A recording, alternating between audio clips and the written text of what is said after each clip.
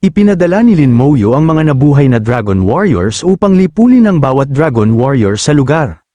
Ilang sandali bago nito, ginamit ni Lin Moyo ang Resurrection of the Dead skill upang buhayin ang mga Dragon Warriors na siya mismo ang pumatay. Sa sandaling sila ay naging undead, agad silang sumugod sa mga Dragon Warriors na nakatayo sa harap nila. Ang mga undead Dragon Warriors ay pinatay ang mga Dragon Warriors sa buong lugar. Ang mga buhay na Dragon Warriors ay namamatay sa kamay ng kanilang sariling mga tao, habang mas maraming Dragon Warriors ang nahuhulog. Patuloy na ginamit ni Lin Moyo ang Resurrection of the Dead skill upang buhayin sila at gawing undead. Di nagtagal, ang buong lugar ay napuno ng mga hiyaw. Sa lahat ng dako, ang mga undead ni Lin Moyo ay pumapatay ng mga nakapaligid na dragon at ginagawang undead ang bawat isa sa kanila. Ang massacre ay patuloy na kumalat sa buong battlefield. Sa malayo, isa pang dragon ang nakarinig ng mga hiyaw at naupo ng may pagkabigla. Ano ang nangyayari doon? Sa mismong sandaling yun, ang skeleton dragon ay sumugod patungo sa dragon ng buong bilis habang umuungal. Tumingin sa skeleton dragon, ang dragon ay napabulalas ng may pagkabigla. Ano ang bagay na yon? Bago pa makapag-react ang dragon, ibinuka ng skeleton dragon ang kanyang mga panga at naglabas ng napakalakas na alon ng apoy sa buong lugar. Ang buong battlefield ay agad na nilamon ng apoy. Kasabay nito, ipinatawag ni Lin Moyo ang kanyang buong skeleton army kasama ang Skeleton King na nakatayo sa pinakaharap ng undead army. Sa ngayon, hindi mabilang na undead ang lumitaw sa buong lugar. Kabilang sa kanila, ilang Dragon Warriors ang nakilala ang mga undead summons ni Lin Moyo at napagtanto kung sino siya. Tumingin kay Lin Moyo. Isa sa mga dragon ang sumigaw, dapat kong ipaalam sa kanyang kamahalan. Dumating na si Lin Moyo. Bago pa matapos magsalita ang dragon, ang God-slaying slash ng Skeleton King ay tumama sa kanyang leeg. Ang atake ay agad na pumutol sa kanyang ulo mula sa kanyang katawan. Matapos mag-iwan ng ganap na pagkawasak, nagpatuloy si Lin Moyo sa pagsulong ng mas malalim sa Dragon Realm. Ang buong undead army ni Lin Moyo ay dahan-daang nagmarcha pasulong, habang sumusulong ang Skeleton Dragon, patuloy itong naglalabas ng apoy sa buong lugar. Nakaupo sa ibabaw ng isang Skeleton Warrior, sinabi ni Lin Moyo, napakaraming taon na ang lumipas, oras na upang sirain kayong lahat. Ito ang presyo na dapat bayaran ng bawat mananakop. Si Lin Moyo at ang undead army ay nakarating na sa kalaliman ng Dragon Realm. Di nagtagal, nakarating sila sa labas ng isang Dragon City. Tumingin sa lungsod, sinabi ni Lin Moyo, kaya ito ang isang Dragon City. Ang mga Dragon Guards na nakatalaga sa loob ng lungsod ay agad na nakapansin ng isang tao na papalapit. Mabilis nilang inactivate ang protective barrier ng lungsod. Isang Dragon Warrior ang sumigaw, I activate ang formation. Isang tao ang umaatake sa lungsod. Sa sandaling ibigay ang utos, isang napakalaking protective barrier ang pumilibot sa buong lungsod.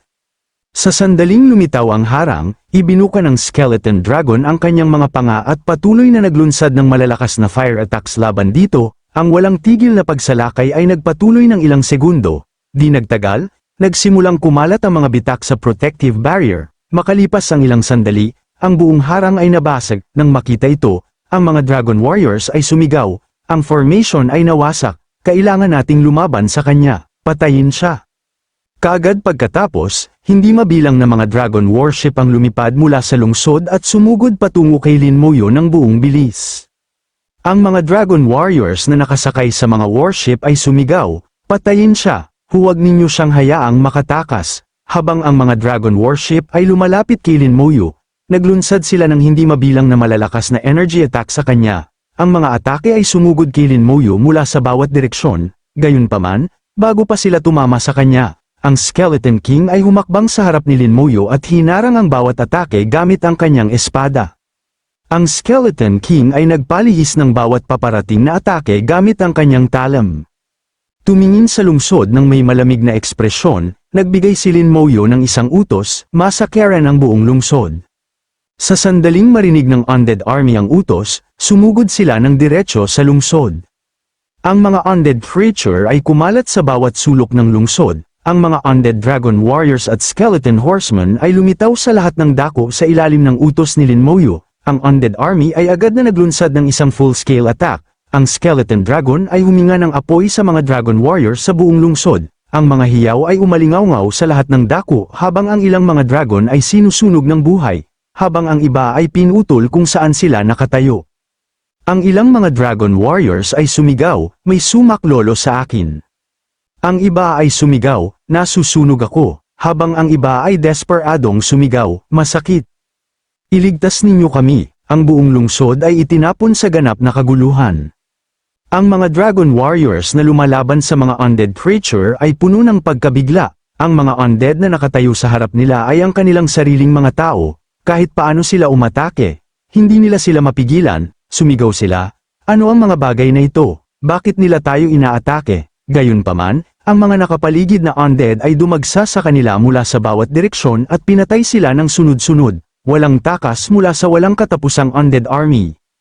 Di nagtagal, ang buong lungsod ay nilamon ng apoy, lahat ay nasusunog at walang naiwang buhay. Tahimik na pinanood ni Lin Moyu ang nasusunog na lungsod na may malamig na ekspresyon. Pagkatapos ay itinaas ni Lin Moyu ang kanyang kamay at inactivate ang Resurrection of the Dead skill. Bawat Dragon Warrior na namatay sa loob ng lungsod ay agad na bumangon muli bilang isang undead creature. Sa sandaling sila ay nabuhay. Sumali sila sa undead army ni Lin Moyu at nagpatuloy sa pagmarcha pasulong. Samantala, isang napakalaking bilang ng mga dragon ang mabilis na lumalapit sa lungsod mula sa malayo. Isang dragon ang galit na sumigaw, si Lin Moyu iyan. Ang isa pang dragon ay umungal, paano maglakas loob ang isang tao na salakayin ang Dragon Realm? Ang isang ikatlong dragon ay nagsabi, ito ay tunay na nakakahiya, isang tao ang pumasok sa ating mundo at nagsasagawa ng massacre. Sa kanilang likuran, isang napakalaking fleet ng mga dragon warship ang pumuno sa kalangitan habang sila ay sumugod patungo kay Lin Moyu ng buong bilis. Mula sa mga dragon warship, hindi mabilang na mga dragon warriors ang sumigaw, patayin siya. Ang iba ay umungal, ipaghihiganti natin ang ating mga tao. Makalipas ang ilang sandali, nakita natin si Lin Moyu na nagpapatuloy sa pagsulong. Sa likuran ni Lin Moyu, hindi mabilang na mga dragon at dragon warship ang humahabol sa kanya. Tumingin sa kanila ng may ngiti, sinabi ni Lin Moyu, kaya, sa wakas ay napansin na nila ang aking presensya, ngunit, sa tingin ba nila ay kayang patayin ako ng tambak na basurang ito? Sa sandaling matapos magsalita si Lin Moyu, inutusan niya ang mga undead dragons na sumulong at pigilan ang mga dragon warriors. Sa sandaling matanggap ng mga undead dragons ang utos, ipinosisyon nila ang kanilang mga sarili ng diretso sa harap ng hukbo ng mga dragon warriors, tumingin sa kanilang mga nahulog na kasama. Ang mga dragon warriors ay sumigaw, ang bastard na yun ay minamanipula ang ating mga tao, magbabayad siya para dito. Ang isa pang dragon warrior ay sumigaw, kailangan natin siyang patayin, dapat natin siyang patayin. Sa sandaling yun, tumalon si Lin Moyu mula sa skeleton dragon.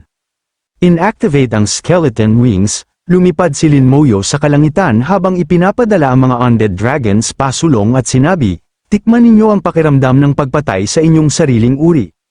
Sa sandaling umalis si Lin Moyu sa skeleton dragon, ang skeleton dragon ay sumugod pasulong ng buong bilis. Hinawakan ng skeleton dragon ang isang dragon sa leeg gamit ang kanyang mga panga at pinatay ito sa lugar. Matapos patayin ang dragon, dinala ng skeleton dragon ang kanyang katawan pabalik sa harap ni Lin Moyu. Itinaas ang kanyang kamay, inactivate ni Lin Moyu ang Resurrection of the Dead skill. Ganap na binuhay ang dragon at ginawa itong isang undead dragon.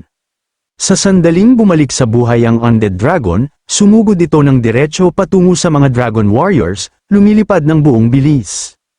Ang undead dragon ay umatake sa ilang mga dragon warship at winasak ang mga ito. Nang makita ito, ang mga dragon ay sumigaw ng may takot, tigilan ninyo ito ng mabilis.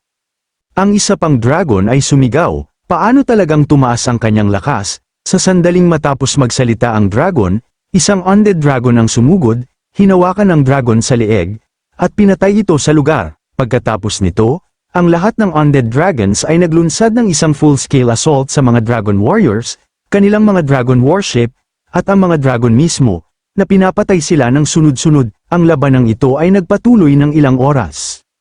Pagkatapos, isang gintong level up light ang bumaba mula sa kalangitan at dumating kay Lin Moyu.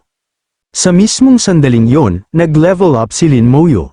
Ang kwento ay lumipat sa palasyo ng Dragon Emperor. Habang pinapanood ang lahat ng ginawa ni Lin Moyu, ang Dragon Emperor ay umungal sa galit at sumigaw, Lin Moyu, naparito ka sa Dragon Realm na naghahanap ng kamatayan. Sa sandaling umalingaw-ngaw ang galit na ungol na yun sa palasyo, isang nakakatakot na lilang dragon ang pumutok mula sa loob, lumilipad ng hindi kapanipani walang bilis. ang Dragon Emperor ay sumugod ng diretso sa lokasyon ni Lin Moyo.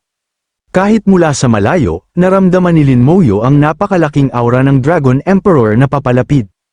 Inilagay ang isang kamay sa kanyang ulo, sinabi ni Lin Moyo, sa wakas, nandito na siya sa wakas. Makalipas ang ilang sandali, gumagalaw ng mas mabilis pa sa kidlat, ang Dragon Emperor ay dumating ng diretso sa harap ni Lin Moyo. Ibinuka ang kanyang mga panga at nagtipon ng napakalaking halaga ng enerhiya. Ang Dragon Emperor ay nagsabi, Lin Moyo, dahil naparito ka sa Dragon Realm ngayon, huwag mong isipin na makakaalis ka. Tumingin sa Dragon Emperor ng may seryosong ekspresyon, naisip ni Lin Moyo, kaya, ito ang bagay na ito. Noong nakaraan, pinilit ako nitong pansamantalang umiwas sa isang direktang paghaharap. Sa sandaling matapos tipunin ng Dragon Emperor ang energy attack, inilabas ito ng Dragon Emperor patungo kay Lin Moyo at umungal, ngayon, mamatay ka.